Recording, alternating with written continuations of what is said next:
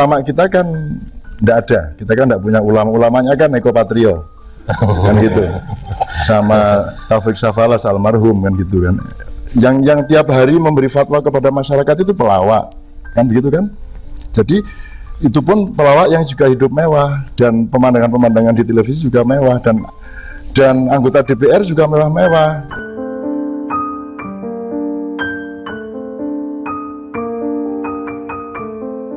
Baik, pada malam hari ini kita akan memasuki materi. Kita akan bertanya kepada Cak Nun. Dalam bahasa Jawanya itu mulo bukane, begitu loh. Bagaimana sih yang namanya, katakanlah ya, yang namanya asal mula, mengapa masyarakat itu mempunyai keinginan untuk mudik pulang kampung? Apa ini sebuah fenomena yang sebenarnya sudah sekian lama atau sebenarnya modern, dan ya kira-kira mengapa masyarakat ini ingin pulang kampung begitu, Mas Senhain? Jangan marah ya. Iya. Tadi kan Mas, waktu kita bicara-bicara sebelumnya tadi sudah menyebut innalillahi wa inna ilaihi rajiun. Jadi itu ada satu mekanisme melingkar. Jadi dari Allah ke Allah itu perjalanan melingkar, tapi disebut kembali. Maju tapi kembali, ke depan tapi kembali. Jadi dari Jakarta ke Jakarta, dari Jogja ke Jogja itu tidak bisa lurus tapi harus muter, baru sampai ke Jogja lagi. Dan itu gambarnya innalillah. Jadi orang itu maju kemana saja, dia pada akhirnya akan sampai kembali ke tempat semula. Nah, sampai kembali ke tempat semula ini ada pada level rohani, ada pada level zat, ada pada level budaya, nanti ada pada level materi. Nah, orang mudik itu sebenarnya karena dia punya naluri untuk kembali ke asal usulnya. Pertama mungkin yang paling kasar, kampung halaman. Yang kedua sanak famili, yaitu nasab. Yang ketiga nuansa budaya yang membesarkan dia waktu kecil, itu dia ingin ketemu kembali. Seandainya tidak ada urbanisasi besar-besaran, sebenarnya mudik kan juga tidak ruwet.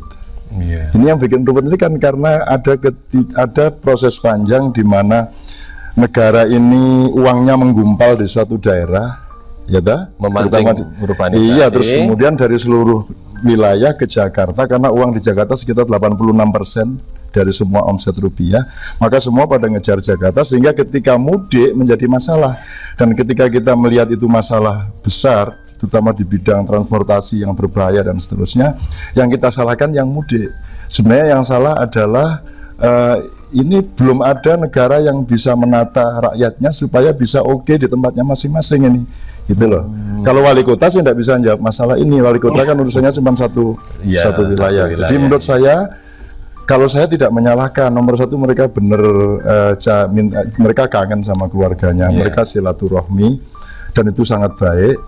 Dan kalau mereka kemudian ke mall-mall menyerbu beli barang macam-macam, saya tanya sama Pak Harwanto, emangnya siapa yang mengajari untuk tidak hedonis? Emangnya rakyat kita ini siapa yang mengajari untuk tidak materialistis? Emangnya ada gurunya untuk supaya kita ini tidak kacau seperti ini? Tidak ada sufi ya yang mengajari kita ya. Kan ulama kita kan tidak ada, kita kan tidak punya ulama-ulamanya kan Eko Patrio kan gitu, sama Taufik Safalas almarhum kan gitu kan, yang tiap hari memberi fatwa kepada masyarakat itu pelawak kan begitu kan. Jadi itu pun pelawak yang juga hidup mewah, dan pemandangan-pemandangan di televisi juga mewah, dan anggota DPR juga mewah-mewah. Yang tidak mewah cuma wali kota Jogja aja, karena sebelumnya dia sudah mewah sebelum jadi wali kota. Jadi menurut saya Mas Harwanto, sekali lagi, kalau memang kita akan melihat itu sebagai ada unsur negatifnya, mari kita lihat secara lebih berskala waktu dan dalam perspektif yang lebih global. Kalau untuk mengarahkan agar masyarakat itu, sekali lagi nih tadi berkait dengan hedonisme, kecintaan pada dunia yang berlebihan ini, agak lebih ya rohani sedikit. Loh, begitu kira-kira. Yang bikin mall siapa? Yang bikin plaza-plaza siapa? Kan itu atas izin wali kota juga. Kan itu. Nah, dibikin mall itu tujuannya apa? Supaya orang pada beli. Daripada makin berjubel itu mall, makin berhasil yang bikin mall. Jadi kalau memang, tapi kalau ada saran supaya mall tidak berjubel, berarti harus ada saran untuk tidak bikin mall, kan begitu. Iya. Kan gitu. Jadi memang kan dokter ada juga tujuannya supaya mengobati orang sakit. Jadi semakin banyak orang sakit, semakin baik bagi dokter kan. Iya. Kan gitu. Jadi ini mubeng Mas, urusannya sebenarnya mubeng. Jadi menurut saya memang harus ada ekstra kearifan untuk memahami teman-teman kita yang mudik itu. Ada yang pakai motor toh, pakai motor dari Jakarta, seanak bujuni ditumpuk gitu. Itu juga luar biasa kan. Perjuangan hidup yang betul-betul keras ini. Seandainya tidak ada penggumpalan ekonomi di Jakarta kan itu tidak terjadi. Tidak terjadi. Iya. Kalau kita melihat bahwa yang namanya dalam tanda petik ya penderitaan, entah itu dianggap penderitaan atau dianggap sebagai kesuksesan di tempat perantauan sebagai tenaga kerja kasar, penjual ini, penjual itu dan yang lain-lain, mereka kan sesungguhnya merindukan sebuah derajat mulia. Maka mereka mudik itu salah satu tujuannya kan, kalau boleh saya buatkan kepanjangannya itu, mudik itu kan mulia di kampung. Nah, ketika di kampung dia kan jadi mulia, ya kan? Begitu. Kalau di tempat perantauan mungkin dia, waduh, tidurnya pun di kolong jembatan dan sebagainya. Kira-kira dimensi rohani apa ini yang bisa kita tangkap ini, Pak MH atau Cak Nun ini ya? Apa ya? Kan ada lapis-lapis ya, jadi kita sesungguhnya sih benar juga kalau dikatakan bahwa untuk kembali kepada fitri, kembali kepada yang sejati, itu tidak perlu pakai geografi, tidak perlu lintas geografi, artinya tidak perlu dari Jakarta ke Mojokerto gitu ya. Juga tidak perlu ada cultural commuting, tidak perlu ada perjalanan budaya. Kalau mau ke innalillahi wa inna ilaihi rajiun itu langsung sebenarnya matek aji ijen ya wis iso janjane ngangge SMS ya iso jane. Cuman kan manusia ini masih materi dia. Jadi tidak salah, materi itu tidak salah. Cuman yang salah mungkin adalah ketika dia menjadi ismo, ketika hidup kita sudah dilokomotifi oleh materi. Materi itu sebenarnya gerbong kita, salah satu dari alat hidup kita. Cuman sekarang kan materi menjadi yang utama. Itu pun sebenarnya tidak ada manajemen materi yang tertata sampai pemerintahan yang sekarang sejak kemerdekaan. Itu membuat kita sekarang susah menghitung sebenarnya sosio psikologi bangsa Indonesia itu bagaimana. Misalnya satu contoh. Sebenarnya kenapa orang Indonesia itu sukar berdisiplin, dikasih ekstra kaki 5 tapi tidak mau bersihin sampah misalnya. Kenapa jadi gini, tradisi tanggung jawab sangat kecil, tradisi untuk kerjasama sangat kecil gitu ya. Itu karena secara global rakyat kita belum pernah mendapat kepuasan sedikit pun. Kita ini orang yang tidak puas karena belum ada penataan negara yang benar. Mau kerja keras malas karena yang sana tidak kerja, dia dapat banyak sekali untuk ketika setelah menandatangani proyeknya Pak Wali Kota. Gitu. Jadi orang mau kerja keras di sini juga enggak mau lah. Gimana saya kerja keras, wong sana enggak ngapa-ngapain dapat duit banyak. Jadi terus nanti karena kita ini tidak ada penataan yang benar, tidak ada manajemen yang benar, maka akhirnya orang banyak nganggur. Banyak nganggur itu artinya tidak ada kesungguh-sungguhan untuk bersama-sama memajukan seluruh keadaan ini. Artinya, mohon maaf, akhirnya isinya apa? Isinya jadinya cemburu, dengki, iri, meratrimo, gitu ya, dan seterusnya. Baik, ini ada penelpon yang masuk. Halo, selamat malam. Ya, dari siapa Pak? Dari Pak Sukarlan, Pak. Pak Sukarlan. Iya, Pak Sukarlan. Silahkan Pak Sukarlan. Ya, terima kasih. Saya mau nanti yang komentari pertanyaan satu, Cak Nun. Oh iya. Pertama, memang Lebaran tuh dari dulu saya kecil sampai sekarang ya banyak kemajuan. Kalau Lebaran tanpa mudik berarti tidak Lebaran. Lebaran itu memang identik dengan mudik lah. Memang mudiknya harusnya masyarakat Indonesia itu diuntungkan dengan budaya Jawa.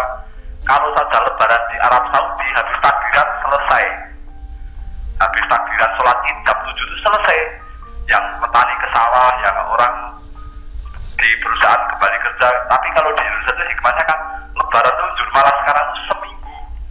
Karena apa? Pemerintahan reformasi sudah dapat dijaga. Nek Lebaran liburnya gawe seminggu. Yakin tuh, saya sudah lihat kalender 2004. Nah, satu itu ya. Yang kedua memang Lebaran tanpa mudik itu berarti tidak Lebaran. Yang ketiga, memang kalau Lebaran budaya yang memperkuat Lebaran itu budaya Jawa, artinya dengan Lebaran itu sebetulnya sisi lain itu sebagai ajang reuni keluarga.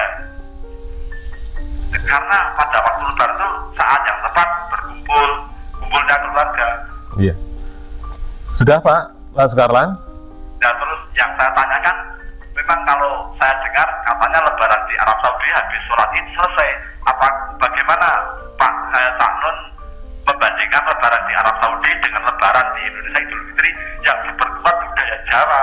Kalau lebaran di Indonesia itu ditiru dengan lebaran di Arab Saudi habis sholat Id selesai sudah. Terima kasih. Ya. Silahkan Cak Nun ini. Saya kira Pak Sukarlan sangat benar ya. Jadi gini, jadi orang Jawa, orang Indonesia ini sebenarnya sangat istimewa di dunia dalam hal srawung, dalam hal paugeran, dalam hal silaturahmi kalau bahasa Islamnya. Jadi mudik itu sebenarnya salah satu bentuk silaturahmi ya, persambungan kasih sayang. Kasih sayang ini bisa macam-macam, tapi pokoknya ada persambungan terus menerus, ada orang kumpul terus di mana-mana. Jadi komunalitasnya sangat tinggi. Di Arab Saudi Anda tidak kenal siapa-siapa, di sana tidak ada serawung, di sana orang tidak pernah ngumpul, di sana tidak boleh ada Maulid Nabi, tidak boleh ada Isra Mi'raj, orang tidak pernah ngumpul pengajian, tidak pernah. Jadi mereka itu untuk bergaul berdua saja mereka sukar gitu. Nah gitu. Tentu saja tidak di Mesir, tidak di Yaman atau di Yordan gitu ya. Baik, kalau di Arab Saudi memang sedemikian rupa. Jadi memang kita sangat bersyukur, saya kira kiblat budaya Islam itu mestinya di Pulau Jawa, budayanya maksud saya. Masalahnya adalah kenapa mudik menjadi problem, karena infrastruktur ekonomi, infrastruktur transportasi dan peta pembangunan ini tidak kondusif untuk keperluan silaturahmi yang massal ini. Sebenarnya apa salahnya orang mudik itu sangat bagus. Cuman masalahnya kan memaksakan itu tidak boleh. Itu kan sama, kalau itu kan soal misalnya kita bikin acara apa terus beli makanan banyak-banyak dipaksakan weweh-weweh kesana kemari, beli makanan menjamu tetangga, menjamu orang yang datang itu bagus. Yang tidak bagus adalah utang-utang memaksakan diri itu. Jadi menurut saya Pak Sukarlan sebenarnya mengingatkan kita tentang hebatnya silaturahmi di Indonesia, cuman ya tidak siap sebenarnya secara negara gitu. Sekarang kita akan berikan waktu kepada para hadirin di studio. Tentunya sorotan dari PMH bagaimana ketidaksiapan pemerintah dalam memberikan infrastruktur atau pendukung sarana mudik dan seterusnya. Juga bisa melihat dari apa yang tadi sudah dikemukakan oleh Pak Wali Kota, misalnya imbal jawab, istilahnya tanggung jawab yang sepihak dari masyarakat ya, yang khususnya diberi kesempatan untuk menikmati ya Lebaran di Malioboro dan seterusnya. Silakan dari silakan. Baik, terima kasih. Assalamualaikum warahmatullahi wabarakatuh. Waalaikumsalam. Nama saya Sofyan, asalnya dari Gudian. Saya aktif di Gerakan Pemuda Keadilan Yogyakarta. Belum pernah mudik, Mas? Belum pernah. Oh, belum pernah mudik ya. Makanya ini ikut senang dan juga ikut prihatin juga atas korban maupun juga banyak hal yang positif dari Jogja tadi hasilnya. Jadi kami akan coba menarikkan satu gagasan solusi praktis mungkin. Ada dua. Satu, minta sponsor dari Cak Nun, yaitu tentang mengkampanyekan mudik itu dibagi dua. Karena kita punya hari raya besar dua. Bahkan yang mestinya dikatakan hari raya besar itu malah Idul Adha. Tapi di Indonesia malah jadi kecil. Padahal orang-orang kampung-kampung saya itu kalau nyebut itu besar. Boto besar kecil. Begitu ya. Besar, boto besar itu. Iya. Boto besar. Nah ini mungkin Cak Nun yang bisa mengkampanyekan ini supaya meminimalisir korban tadi. Jadi positif mudik itu jelas positif. Banyak hal yang kita bisa dapatkan. Tapi kalau memang pembangunan bisa merata kemudian tidak ngumpul 86% uang itu di Jakarta, memang mungkin tidak jadi seperti ini. Tetapi karena itu belum terjadi pemerataan dan seterusnya ya, solusi praktis tadi lah lewat budaya mungkin ya, kebiasaan. Kalau nanti sungkem atau kemudian silaturahmi sungkeman atau apa namanya itu, kalau di kampung saya itu namanya ujung, itu dibudayakan di dua tempat tadi. Mungkin orang bisa memilih. Kalau Lebaran Fitri itu terlalu jubel, nanti aja lah. Kalau Lebaran Idul Adha begitu. Kalau itu sudah 33 kali dilakukan atau dikampanyekan, kata di Seven Habits itu nanti akan jadi kebiasaan dan orang juga akan enjoy dengan itu. Nah ini kalau sepakat minta tolong Cak Nun untuk mengkampanyekan ini. Jadi betul besar. Yang kedua, kemudian kaitannya dengan Pak Heri Yudanto selaku wali kota mungkin, atau juga pejabat pada umumnya aparatur negara ini, bikin kebijakan itu jangan setengah-setengah sehingga bikin kekacauan seperti ini. Kalau mau libur itu mbok iya memang libur 1 bulan, puasa itu libur. Jadi begini maksud saya, supaya orang itu memang bisa menikmati Ramadan itu dengan tenang, tentram, tidak epet-epetan begitu. Jadi kalau nanti liburnya itu dibuat sudah dekat-dekat Ramadan, dekat-dekat Syawal, itu pasti justru yang 10 hari terakhir Ramadan ini jadi hilang. Maknanya hilang, dari sisi rohani hilang karena sibuk belanja, sibuk. Padahal kan sebenarnya hari-hari pertama Ramadan kan bisa belanja mereka, bisa belanja, bisa mudik juga sebenarnya. Kalau memang liburnya 1 bulan itu. Atau yang kedua, liburnya mending setelah Syawal saja sekalian. Jadi Ramadan itu full kerja. Sholat id juga di tempatnya masing-masing. Di Jakarta ya di Jakarta. Nanti mudik itu setelah Lebaran. Sehingga waktunya libur 1 bulan itu tapi Syawal. Iya. Libur 1 bulan Syawal. Gitu. Oke, jadi ada terima 2 kasih. hal. Saya kira terima kasih. Assalamualaikum warahmatullahi wabarakatuh. Waalaikumsalam. Mungkin kalau nanti Mas Sofyan ini jadi wali kota bisa menentukan sendiri ya. Jadi ada libur alternatif dan kita mendengarkan pertanyaan dari pemirsa. Ya, selamat malam. Ya, selamat malam. Ya, dari siapa Pak? Dari Munif Arwanto di Karanganyar. Oh ya, silakan Mas Munif. Ini untuk ketika berbicara Mas Anand, Mas Heru dan Pak Edi, saya cuma tanya mengenai masalah Ramadan mudik ini kan identik dengan seumput harta materi itu tidak bisa kita pungkiri. Yang saya tanyakan adalah sesungguhnya gimana toh perspektif kita atau porsi sesungguhnya kita melihat sisi benda materi ketika mudik itu dari sisi Mas Anand yang budayawan, juga nanti dari Mas Heru dan Pak Edi itu gimana toh posisi harta sesungguhnya kalau kita pas mudik itu apakah memang harus ditampilkan atau bagaimana membelanjakannya sesuai porsinya sehingga kesannya nanti tidak tidak begitu gemerlap, sehingga tidak begitu masyarakat tidak ada yang merasa ya terpinggirkan karena tidak punya harta dan sebagainya. Intinya sisi rahmatan lil alamin Islamnya itu gimana ini. Jadi saya kira begitu. Terima kasih. Terima kasih Mas Munif. Jadi ada 2 penanya. Yang pertama adalah mudik alternatif itu tadi. Karena ada 2 hari raya, yang satu digunakan juga untuk mudik begitu. Kemudian tentunya kepada Pak Eri nanti untuk liburan ini bisa diusulkan kepada pemerintah ini di pemerintah pusat. Kemudian tadi sisi materi pada Cak Nun dulu. Mas Sofyan gini, kalau saya dan keluarga saya, ibu saya, ayah saya, saudara-saudara saya dan nukleus keluarga saya itu sudah seperti itu. Kita tidak nunggu Idul Fitri untuk bermaaf-maafan. Kita tidak menunggu Lebaran untuk mudik. Jadi saya sering pulang ke Jombang. Semua saudara saya sering pulang ke Jombang dan ketemu ibu, sungkem kepada ibu itu anytime. Juga tidak perlu menunggu Ramadan untuk berpuasa. Juga tidak perlu menunggu upacara-upacara ritual agama untuk menemukan hakikat-hakikat dari yang ditawarkan oleh ritus-ritus itu. Jadi Ramadan sepanjang tahun, Idul Fitri setiap hari, dan halal bihalal setiap saat, kira-kira begitu. Itu yang dalam keluarga saya. Tapi kalau saya jadi wali kota, saya tidak akan pernah berani mengambil polisi seperti yang diusulkan Mas Sofyan, karena ini menyangkut sejarah yang panjang. Yang namanya mudik, Idul Fitri dan Lebaran ini bukan hanya kebudayaan, ini sudah peradaban. Ini sudah ngakek nek coro galih asem iki wis dadi akik, wis angel digeraji. Karena secara teknis bagus dibagi 2, Idul Fitri dan Idul Adha. Tetapi siapa yang mau? Karena Idul mudik dan Lebaran dan Idul Fitri itu momentum dan rasonya ketemu. Idul Adha mungkin momentumnya ada tapi rasonya tidak ada. Nah, raso ini dibangun pelan-pelan sejak sebelum Ramadan sampai Anda tahu urut-urutan dari minggu pertama itu Alhamdulillah, minggu kedua itu Astagfirullah, minggu ketiga itu tasbih, minggu keempat itu tahlil, kemudian minggu kelima takbir dan seterusnya. Itu ada bangunan-bangunan yang memang di dalam Islam diinterpretasikan sebagai pembangun rasa orang berlebaran. Tadi nek kuwi diwalik kuwi kira-kira diobong kuwi kantor wali kota. Nek arep usul kayak ngono kuwi apik banget kuwi. Apalagi soal libur tadi riyo-riyo ora libur wis kuwi mung dianggap PKI kuwi. Kira-kira gitu ya Mas ya. Baik, ini ada telepon.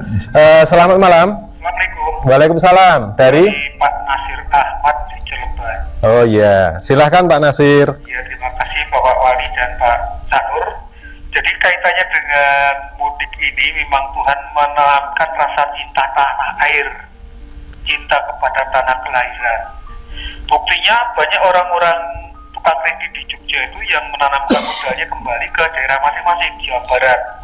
Orang Gunung Kidul pun juga menanamkan modalnya nantinya ke desanya, dia bangun rumah dan sebagainya. Yang kedua kali, kaitannya dengan mudik Lebaran, ini sebenarnya kalau saya malah saya anggap bid'ah, Pak. Persoalannya Rasulullah menyampaikan bahwa kalau kita punya kesalahan, dalam waktu 3 hari harus dituntaskan, diselesaikan.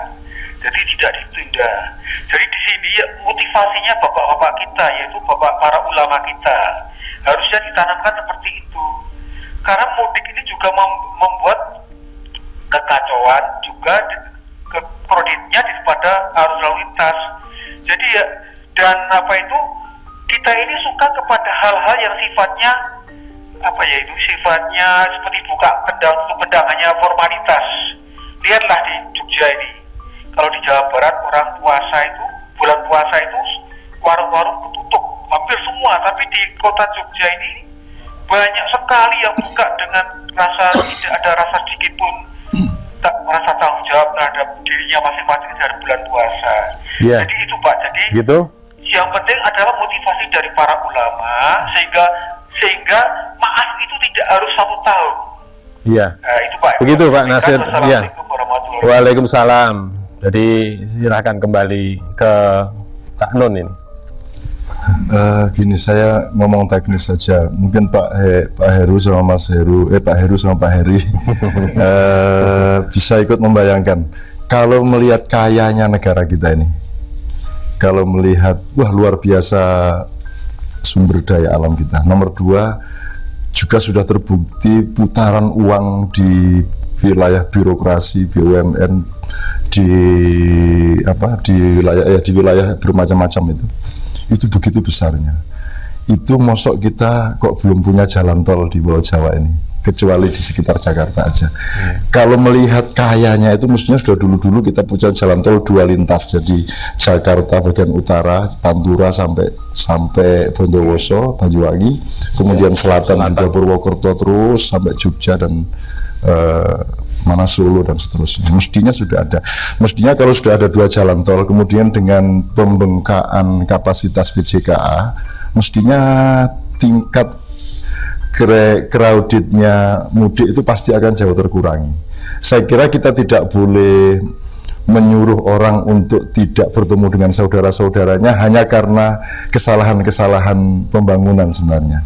Hanya karena kalau masalahnya adalah crowded ya, itu kan karena jalannya kurang lebar. Iya, kurang banyak. Itu kurang banyak jalannya dan seterusnya itu. Iya. Terima kasih.